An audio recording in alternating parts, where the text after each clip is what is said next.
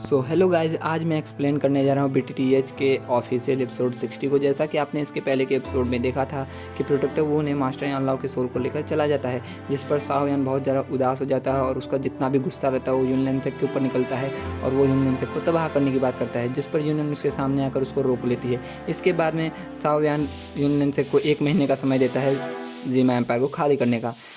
Episode 60 की शुरुआत यहाँ से होती है, जिसमें हमें जियो मेंशन दिखाया जाता है और उसके अंदर हमारा शाओ यान बैठकर सोचते रहता है कि प्रोटेक्टर वो तुमने मेरे मास्टर के साथ और मेरे फादर के साथ बहुत बुरा किया है और इसका बदला मैं तुमसे ज़रूर लूँगा। और तभी वहाँ एक सर्वेंट आती है और वो कहती है कि आपसे मास्टर जीडिंग और मास्टर गिली मिलना चाहते हैं। तभी शाओ यान के दोनों भाई वहाँ पर आ जाते हैं और वो शाओ यान के पास आते हैं।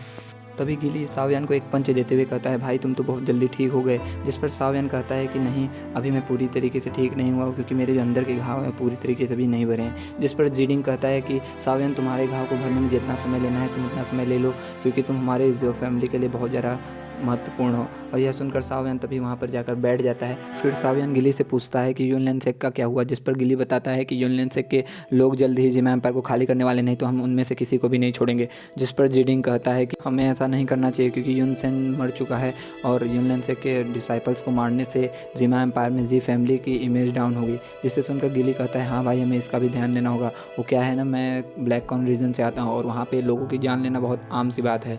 और फिर जीडिंग शाओ यान के उदास चेहरे को देखकर कहता है कि भाई, मैं जानता हूँ आप कोई भी डिसीजन नहीं ले पा रहे हो, लेकिन मैं आपको एक बात बता दूँ कि आप जो भी डिसीजन लेंगे उसमें हम लोग आपका पूरा साथ देंगे, क्योंकि जी फैमिली जो भी है आज वो सब आपकी वजह से है। और फिर वो शाओ यान से कहता है कि अगर आपको यूनियन के प्रति कोई भी लगाव है तो आप उसे हमारे पास लेकर आइए और हमसे मिलाइए, क्योंकि यूनियन ने कभी भी जी फैमिली का विरोध नहीं किया। जिस पर शाओ यान कहता है कि ऐसा कुछ भी नहीं है, उसके साथ जो भी मेरे रिलेशन थे वो पास्ट में थे और ऐसा कुछ भी नहीं है।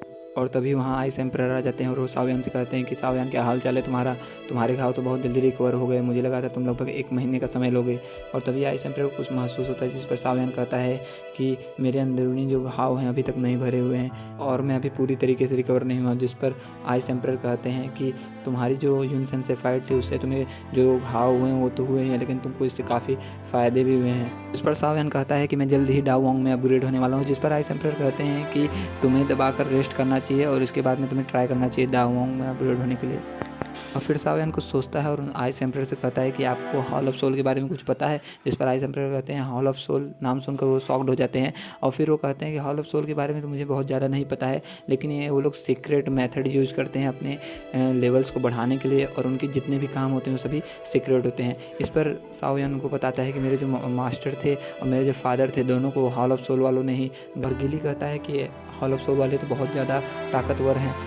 इस पर आइस एम्परर कहते हैं कि हाँ, इसके लिए हमें मजबूत होना होगा और हम उसका अकेले सामना नहीं कर सकते हैं। फिर आइस एम्परर शाओ यान को एक अलायंस बनाने का सुझाव देते हैं, जिस पर शाओ यान कहता है कि मुझे कोई अलायंस और क्लैन बनाने में इंटरेस्ट नहीं है। जिस पर शाओ यान का भाई जीडिंग कहता है कि भाई, आपको टेंशन लेने की ज़रूरत नहीं है, जो भी काम होंगे वो सभी मैं संभालूंगा, आप केवल अपनी ट्रेनिंग करना। जिस पर शाओ यान खड़ा हो जाता है और कहता है कि इन सभी चीज़ों के बारे में हम लोग बातचीत करेंगे जब मैं रिकवर हो जाऊँगा। और वो आइस एम्परर को ग्रीड करता है। और फिर सीन चेंज होता है और जिसमें हमें रॉयल फैमिली का हॉल दिखाई देता है और प्रिंसेस यावी सेंट एम्परर से बातचीत करते रहती हैं। वो बताती हैं कि युनलिन सेक के सभी डिसाइबल्स जिमा एम्पायर को खाली कर रहे हैं और जल्द ही युनलिन सेक का जिमा एम्पायर से नामो निशान मिट जाएगा। जिस पर सेंट एम्परर कहते हैं कि हालांकि युनलिन सेक तबाह हो चुका है, लेकिन अभी भी एक खुला सांड इस जिमा एम्पायर में घूम रहा है जो कि पहले वाले से भी ताकतवर है। जिस पर प्रिंसेस यावी सेंट एम्परर से कहती हैं कि जो रॉयल फैमिली है वो भी जियान से कनेक्टेड है, क्योंकि अगर जियान नहीं होता तो हम लोग युनलिन सेक के ऊपर अटैक नहीं करते। और इस पर सेंट एम्परर कहते हैं कि मुझे युनसेन के डेथ का कोई भी पछतावा नहीं है, लेकिन मुझे टेंशन है कि शाओ यान इन जिमा एम्पायर के लिए अच्छा होगा या बुरा। और खबर आई है कि शाओ यान एक अलायंस बना रहा है, जिससे मुझे डर है कि वो भी युनलिन सेक की तरह ना हो। जिस पर प्रिंसेस यावी कहती हैं कि शाओ यान अकेले ही एक डाओ जोंग से भिड़ गया और इसके अलावा उसके पास क्वीन मेड्यूसा भी है, इसलिए अगर हम उससे अब भिड़ते हैं तो हमारा भी हाल युनलिन सेक की तरह होगा।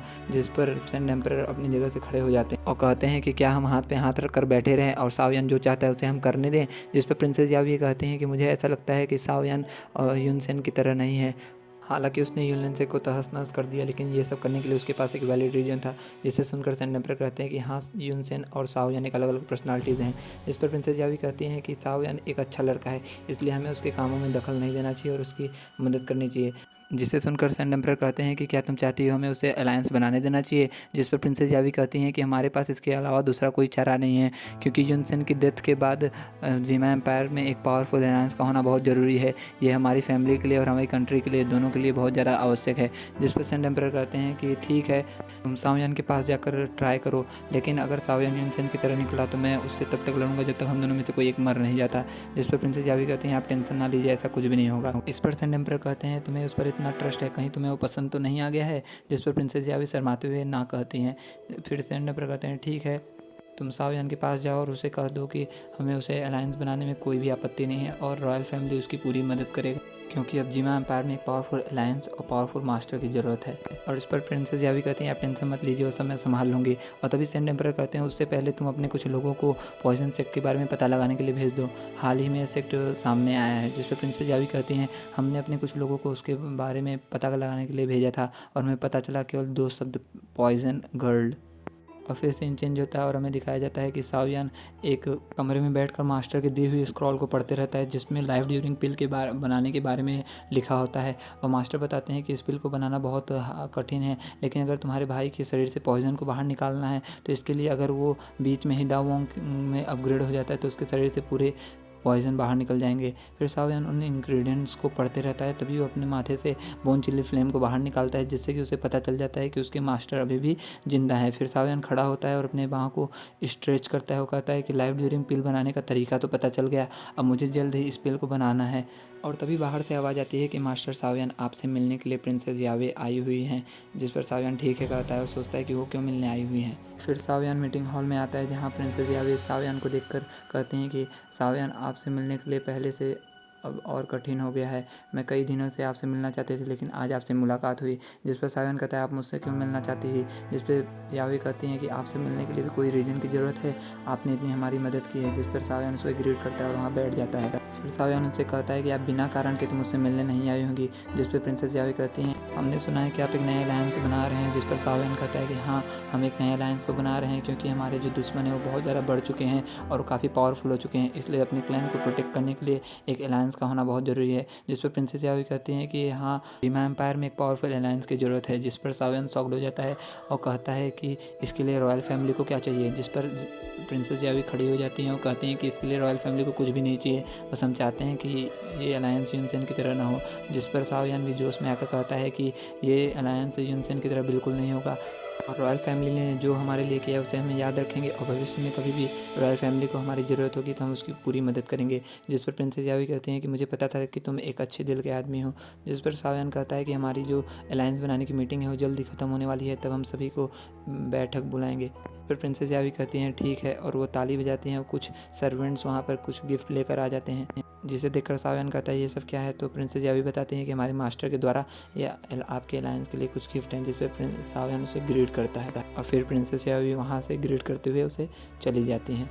और तभी साओयान का भाई गिली एक डब्बे को खोलता है और उसमें से हर्बल्स को सूंघता है, जिससे वो कहता है कि रॉयल फैमिली तो सच में रॉयल निकली और इससे हमारे अलायंस बनाने से भी कोई दिक्कत नहीं है। जिस पर जीडिंग कहता है कि हाँ, इन्हें अलायंस बनाने से भी कोई आपत्ति नहीं है, जिससे कि हमें अलायंस बनाने में बहुत मदद मिलेगी, इसलिए हमें जल्द से जल्द जितने भी क्लैन्स हैं उनको अलायंस बनाने के लिए जोड़ना चाहिए। जिस पर साओयान हाथ उठाते हुए कहता है कि भाई ये सब जो भी है तुम ये सब चीज़ कर लो, अगर किसी को कोई प्रैक्टिस वैक्टिस को सीखना हो, कोई नई टेक्निक सीखना हो तो वो मुझसे सीख ले।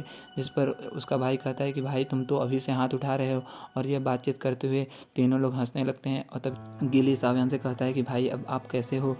जिस पर साओयान कहता है कि मैं जल्द ही रिकवर होने वाला हूँ। और तभी एक सर्वेंट बाहर से आती है और कहती है कि मास्टर साओयान आपसे मिलने के लिए नालायन आई है। इस पर गिली कहता है कि ये तो वही लड़की है जिसने हमारे भाई को रिजेक्ट किया था। जिस पर जिडिंग कहता है कि ये सब पुरानी बातें हैं, और वो शांत हो जाता है। और तभी नालायन वहाँ पर आती है और साओयान उसे सीट ऑफर करता है, लेकिन वो उसे मना कर देती है और कहती है कि हमारी मास्टर यूनियन इस जिमा एम्पायर को छोड़कर जाने वाली है। जिसे सुनकर साओयान शॉक्ड हो जाता है और वो एक हर्बल निकालता है और उसे अपने भाई को थमा देता है और वो जाने लगता है। और फिर सीन चेंज होता है और हमें यूनियन सेक्ट का स्टेज दिखा हूँ, तो मैं तुमसे लड़ने के लिए अपना बेस्ट दूंगी, लेकिन मैं ऐसा कर भी नहीं पाऊंगी। यह सब सुनकर साओयान बहुत ज़्यादा उदास हो जाता है। और तभी यूनियन अपना एक स्टोरी रिंग निकालती है और उसे शाओयान को देती है और कहती है मेरी तरफ से तुम्हारे लिए लास्ट गिफ्ट है, जिसे लेकर शाओयान वो समझ नहीं पाता है। और यूनियन शाओयान से कहती है कि मैं तुमसे मिली, ये मेरे लिए बहुत सौभाग्य की बात थी, और लेकिन हम दोनों को अब अलग अलग रास्ते पर निकलना होगा। और इसी के साथ यहाँ पर ये एपिसोड ख़त्म हो जाता है और हमारी यूनियन का सफ़र भी यहाँ पर ख़त्म हो जाता है। अगर आपको हमारा एक्सप्लेनेशन पसंद आता है तो please like and subscribe our channel. Please support us guys, हमारा चैनल अभी बहुत डाउन पे है। And thank you for watching our video.